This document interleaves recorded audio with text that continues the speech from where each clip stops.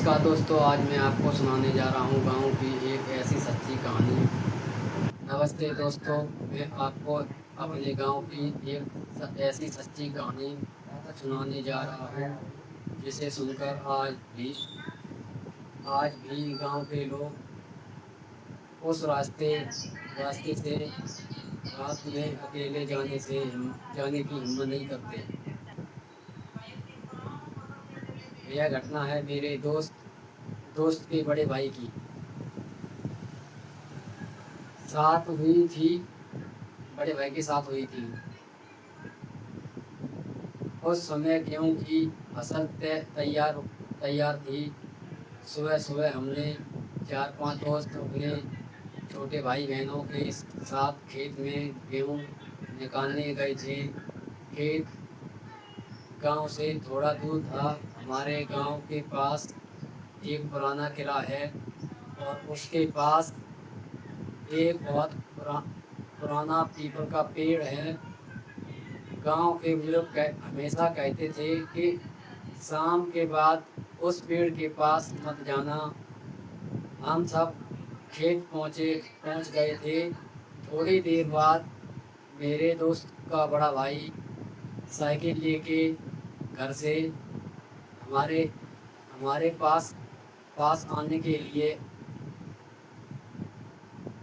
घर वालों ने उसे कहा था कि जाकर देखा कि बच्चे खेत में पहुँचे गए या नहीं। रास्ते में किला के पास रुका रुक जाने रुका।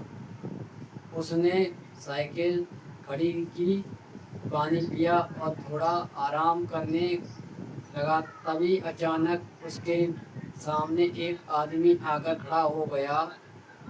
वह आदमी बिल्कुल उसके पुराने दोस्त जैसा दिख रहा था। उसने मुस्कुराकर कहा, अरे इधर क्यों जा रहा है? मेरे बड़े भाई का दोस्त बोला, मैं भी उसी तरफ जा रहा हूँ, चल साथ चलते हैं।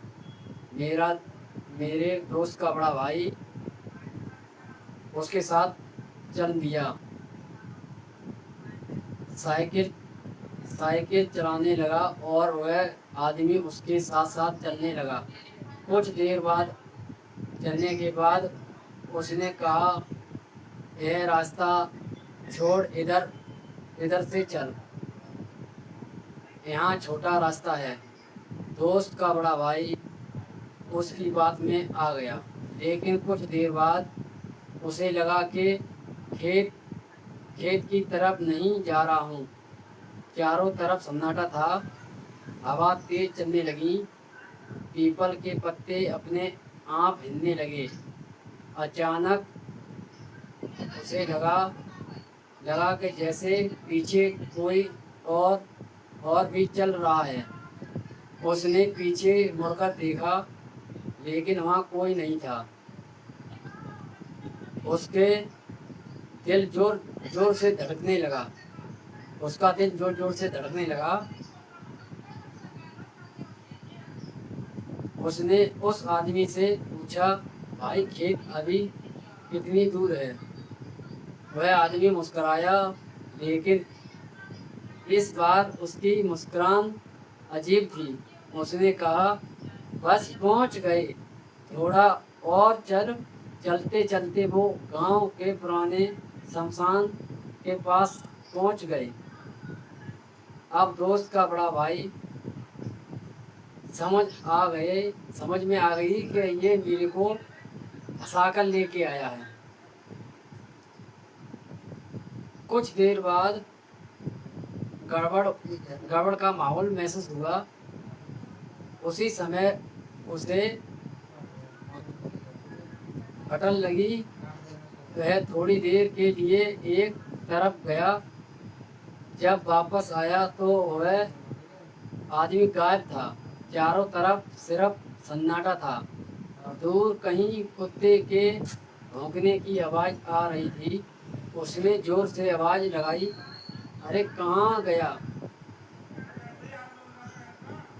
लेकिन कोई जवाब नहीं मिला।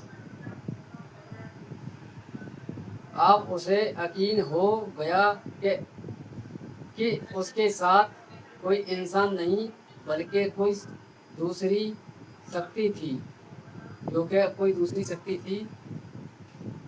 डर के मारे उसने अपनी चप्पल हाथ में उठा ली, साइकिल कंधे पर रखी और पूरी ताकत से खेत की तरफ भागने लगा। हमारे तरफ आने लगा, मतलब हम लोग खेत में थे उस टाइम, तो हमारी तरफ आने लगा वो। उसने देखा कि उधर ही क्यों कर रहे हैं, तो उधर ही चलो। भागते भागते उसकी सांस फूल गई। आखिरकार वो है हमारे पास पहुंच चुका था। हम उस टाइम कटर के ऊपर खड़े थे, तो हमने देखा ये कौन आ गया, हमें भूत तो नहीं आ गया।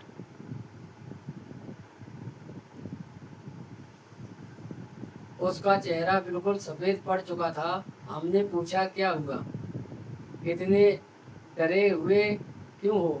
पहले तो वह कुछ नहीं बोला, फिर थोड़ी देर बाद उसने कांपती हुई आवाज में पूरी घटना सुनाई। हमने सबसे भी डर गए, हम सब भी डर गए। उस दिन हमने जल्दी जल्दी गेहूं निकालकर साथ में ही गांव लौट आए। रास्ते भर वह अकेले नहीं चल रहा था, हमारे साथ में चल रहा था। उधर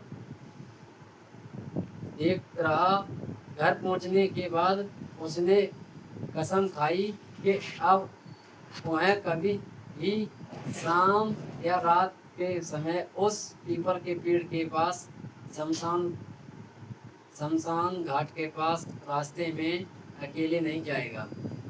आज भी गांव के बुजुर्ग लोग कहते हैं कि उस रास्ते पर रात में कई लोग के साथ अजीब घटना हुई है, इसलिए वहाँ से गुजरते समय हमेशा सावधान रहना चाहिए। धन्यवाद। मेरी वीडियो अच्छी लगी हो तो चैनल को सब्सक्राइब, लाइक, शेयर जरूर करें। तो ऐसी वीडियो लाने के लिए कमेंट भी किया, अच्छी लगे